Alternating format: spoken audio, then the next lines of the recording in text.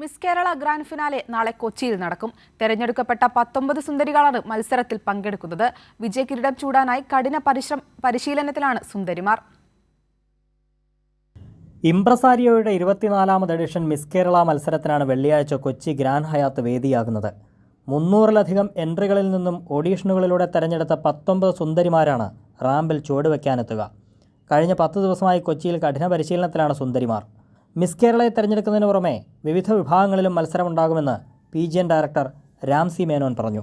ജീവിത വിജയത്തിന് ആവശ്യമായ സ്കിൽസും എങ്ങനെ സ്വയം നമ്മളെ മോട്ടിവേറ്റ് ചെയ്യാം, അല്ലെങ്കിൽ എങ്ങനെ നമുക്ക് സ്വയം നമ്മളെ മനസ്സിലാക്കി ജീവിത വിജയം നേടാം, പിന്നെ ഫിറ്റ്നസ്സും മെഡിറ്റേഷനും യോഗയും, ഇങ്ങനെ വിവിധ സബ്ജക്റ്റുകളിലും വിവിധ ടോപ്പിക്കുകളിലും വിവിധ വിഷയങ്ങളിലുമായിട്ടാണ് ഈ പരിശീലനം നടക്കുന്നത്. 3 റൗണ്ടുകൾ ഉൾപ്പെടുന്നതാണ് ഗ്രാൻഡ് ഫിനാലെ. വിവിധ റൗണ്ടുകളിലായി പരമ്പരാഗത സാരി ധരിച്ചും അത്യാധുനിക പാശ്ചാത്യ സ്യൂട്ടുകളിലും സായാഹ്ന ഗൗണുകൾ അണിഞ്ഞുമെല്ലാം മത്സരാർത്ഥികൾ സൗന്ദര്യ ആരാധകർക്ക് മുന്നിലെത്തും.